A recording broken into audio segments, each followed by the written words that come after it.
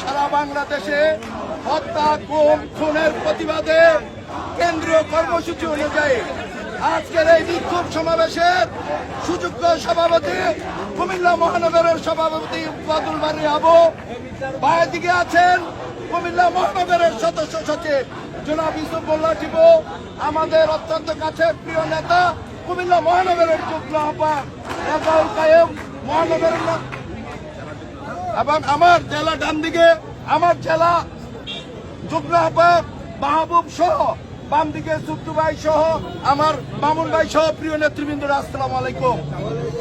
আর ডান দিকে আমার জেলা বিএনপি সদস্য জামাল খন্দকার সহ আজকে অনেকে ইনশাআল্লাহ আমাদের মাঝে উপস্থিত প্রিয় নেতৃবৃন্দরা, আজকে আমরা স্পষ্ট ভাষায় বলে দিতে চাই, এই স্বৈরাচার সরকার, এই স্বৈরাচার সরকারকে বিতাড়িত করতে হলে ঐক্যর কোনো বিকল্প নাই। সেই জন্য আজকে আপনারা তাকিয়ে দেখেন কুমিল্লা দক্ষিণ জেলা এবং কুমিল্লা মহানগর ঐক্যবদ্ধ।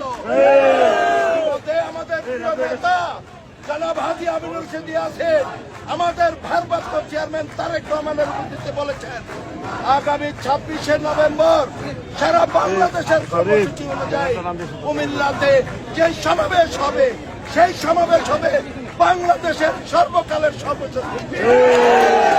সেই জন্য আগামী 26শে নভেম্বর সবাই প্রস্তুতি নেন, মহাসমাবেশে অংশগ্রহণ করুন। কুমিল্লার মাটি দেখিয়ে দিতে হবে সারা বাংলাদেশের সর্বশ্রেষ্ঠ জনসভা হবে কুমিল্লাতে। এর থেকে আমরা সবাই একমত। এর জন্য 26 তারিখের দিকে আপনারা তাকিয়ে 26 তারিখের জন্য প্রস্তুতি নেন।